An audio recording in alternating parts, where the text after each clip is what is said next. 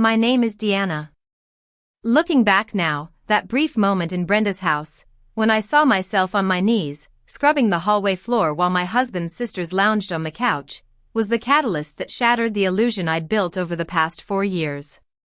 And the folding bed, delivered to her doorstep at just the right time, spoke volumes about the unspoken grievances that had been festering within me. But to fully understand how I reached this breaking point, I must start from the beginning. I've been married to Ethan for 4 years. Ethan is the youngest in his family and the only son. His mother, Brenda, is a strong-willed, self-made woman. After her husband abandoned the family when the kids were young, she raised 3 children all by herself. She takes great pride in this accomplishment and often brings it up as a badge of honor, as if presenting an invoice that everyone around her is expected to accept without question. Ethan and I live in a cozy apartment on the west side of the city. It's a small place with 2 bedrooms, a narrow kitchen that overlooks a busy street, and a bathroom with a leaky faucet that Ethan has been meaning to fix for ages. But it's our little haven. I've put my heart and soul into decorating it. The living room has a couple of old bookshelves that I found at a yard sale and painstakingly restored. I love every corner of this place because it's filled with the memories of my hard work. I work as a marketing manager at a small advertising firm. The job is demanding, with long hours and tight deadlines, but I'm good at it and it pays well. Ethan works in graphic design, a job he enjoys, with a decent income and flexible hours. Together, we can make ends meet comfortably and even save a bit each month. One thing that will become significant later on is that I earn a little more than Ethan, and the apartment lease is in my name. Brenda lives in a large suburban house on the outskirts of the city, around 30 minutes away. Ethan's sisters, Maya, 36, and Lily, 33, still live with her. In their family, it's never been an issue that the girls haven't moved out.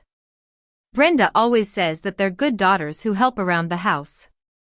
The first time I visited Brenda's house, about 6 months into my relationship with Ethan, I was immediately struck by how immaculate the place was. The floors shone, the kitchen counters were spotless, and fresh flowers adorned the dining table. I complimented Brenda sincerely, and she gave me a satisfied smile. What I failed to notice then was that Maya and Lily were sitting in the living room when I arrived and still there when I left. During the entire 4-hour visit, they didn't lift a finger to help with anything. All the housework was clearly Brenda's doing, and her daughters enjoyed the fruits of her labor passively, just like houseplants absorbing sunlight. At first, I didn't think much of it. Different families have different ways of dividing labor. But as time went by, I started to notice a shift. Whenever I was at Brenda's house, more and more of the invisible housework started to fall on me. It was so gradual that I couldn't pinpoint when it began. One weekend, I helped clear the dinner dishes, and the next, I was washing them. Before I knew it, Brenda would hand me the cleaning supplies as soon as I walked through the door. Ethan was a different story. At our apartment, he was a great help. He took out the trash, did the laundry, and even cooked the occasional meal. But at his mother's house, he seemed to switch off. He would either disappear into the garage or sit in the living room chatting with his sisters, while I was constantly on my feet, cleaning and tidying up. I once asked Ethan casually on our way home from a Sunday visit if his sisters ever helped their mom clean. He gave me a sideways glance and said, "They do their part. It's different when you live at home." I decided to let it go, thinking that I was just being too sensitive. I must have let it go at least 50 more times after that. One fateful Sunday, around a year into our marriage, Brenda announced that she was going to deep clean the house before a big family gathering. Through a series of phone calls that I never quite understood, it was decided that we would come over to help. I had already made plans that day. I had a hair appointment scheduled weeks in advance and a group project call for work. But I didn't make a fuss and rescheduled everything. When we arrived at Brenda's, she was already in the kitchen, sleeves rolled up, looking determined. Maya was on the couch, engrossed in a TV show, and Lily was sitting beside her, painting her nails. They greeted us briefly and then went back to what they were doing. Within minutes of my arrival, Brenda handed me a mop and a bucket.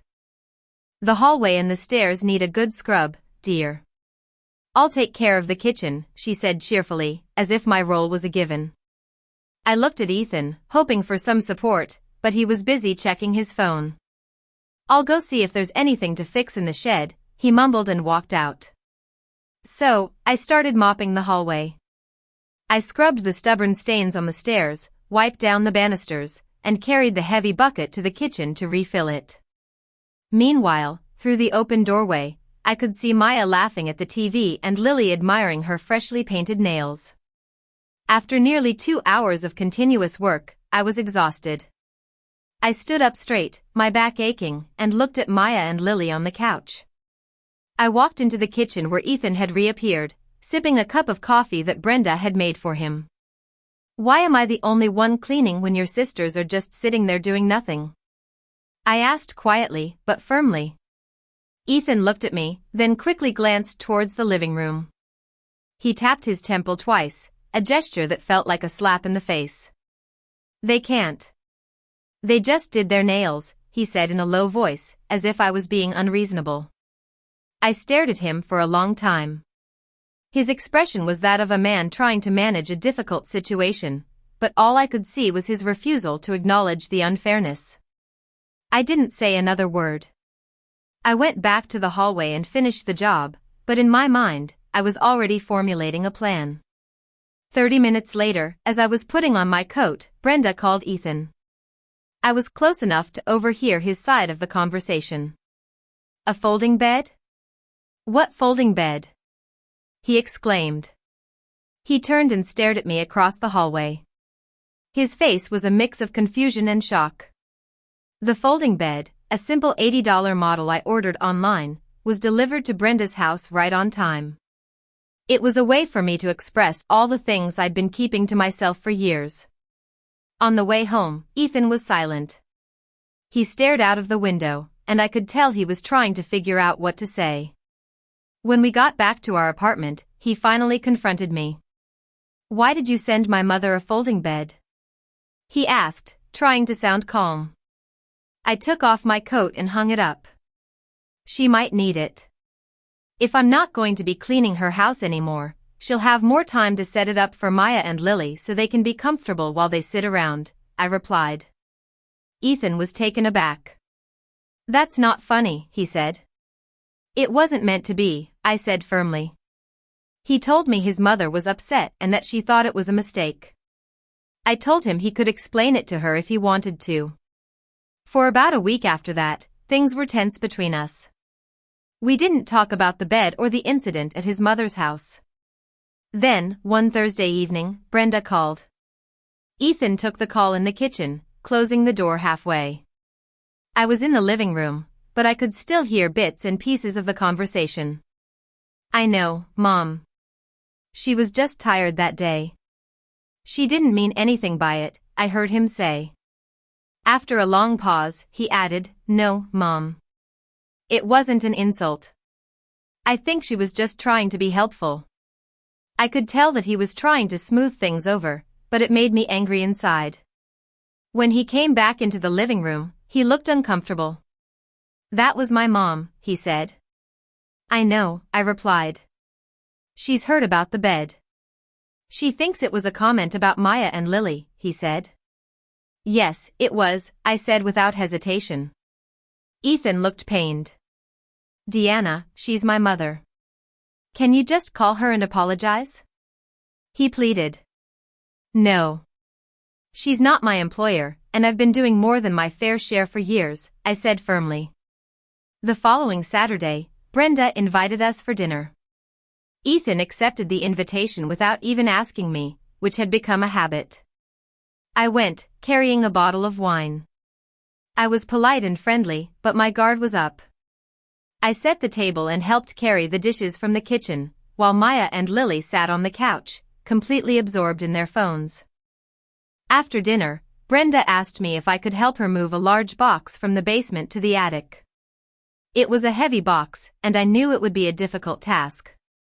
I looked at Maya, who was still on her phone, and Lily, who was eating dessert. Ethan was chatting with Brenda about some family news and didn't seem to notice what was going on. I looked at Brenda and said, "Actually, Maya and Lily are here. Maybe they could help. I'd like to finish my coffee." The atmosphere in the room immediately turned cold. Brenda's smile faded, and Maya and Lily looked up in surprise. Ethan stopped talking and stared at me. "Of course," Brenda said, trying to recover her composure. She turned to Maya. "Maya, dear, would you mind helping?" Maya reluctantly put down her phone and stood up. Lily followed suit. On the way home, Ethan said, "That was really awkward. You embarrassed her in her own house." I replied, "I just asked her daughters to help. If that's embarrassing, then there's a big problem with the way things have been going." He didn't say anything for the rest of the drive. 3 weeks after that dinner, I came home from work early because a meeting was cancelled. As I was walking into the kitchen to make tea, I heard Ethan's voice coming from the bedroom. The door was slightly ajar, and I heard him say, "Mom, I know. But she won't do it. The apartment is in her name, and there's nothing I can do about it." I stopped in my tracks. It dawned on me that Brenda was pressuring Ethan to do something about the apartment. I stood there, listening intently as Ethan tried to pacify his mother. He said he would talk to me, but I could tell he was trapped between me and his mother. The next morning, before Ethan woke up, I called my friend Stella. Stella and I have been friends since high school, and she's always been there to give me honest advice. I told her everything, the years of cleaning at Brenda's house, the folding bed incident, and now this apartment issue. "Call a lawyer," Stella said without hesitation. "You own the apartment. You need to know your rights before Brenda tries to pull something." I took her advice and called a lawyer named David during my lunch break.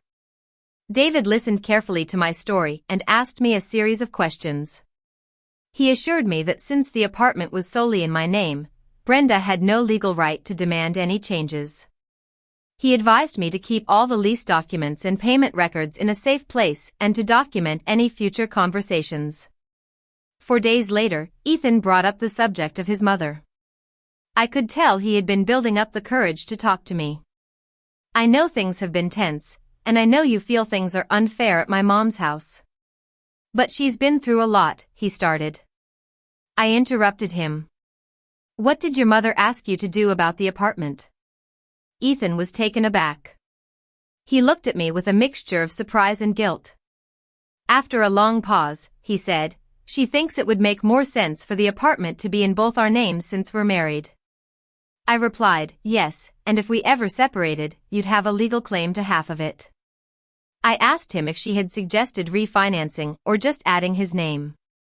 He admitted that she thought it was unusual for a married couple not to have joint ownership. I told him clearly, "This is my apartment. I leased it, furnished it, and paid for it all by myself before and after our marriage. There's no reason for her to have an opinion on this." I looked at him and asked, "Did you tell her that the apartment is not open for her suggestions or plans?" He was silent for a long time. Finally, he said, "I told her I would talk to you." I said firmly, "Now I'm talking to you. I'm not adding your name to the lease. I'm not refinancing. And if she asks you again, you need to tell her it's not going to happen." Ethan looked at me, his expression conflicted. "And if I don't?" he asked quietly. Ethan answered the phone in the living room, in front of me. After a short conversation, he said, "Mom, the apartment is Deanna's. It was hers before we got married, and it will stay that way. This conversation is over." Brenda's voice rose on the other end of the phone, but Ethan didn't back down. He hung up the phone and said, "I should have done that a long time ago." 10 days later, we had dinner at Brenda's house. It was tense at first, but I held my ground. I told Brenda and the whole family that the subject of the apartment was closed, and so was the expectation that I would do all the housework while her daughters sat around. Brenda was silent, and Ethan stood by me. It's been 8 months since then. Brenda and I have a polite but distant relationship now. She no longer hands me cleaning supplies when I visit, and I no longer send unexpected gifts. Maya and Lily have started to help around the house more. Ethan and I are still married, and we've decided to go to couples therapy to understand how we got into this mess. The apartment still has my name on the lease, and I recently repainted the bedroom a soft blue. It's a new chapter, and I'm determined to never let myself be pushed around again.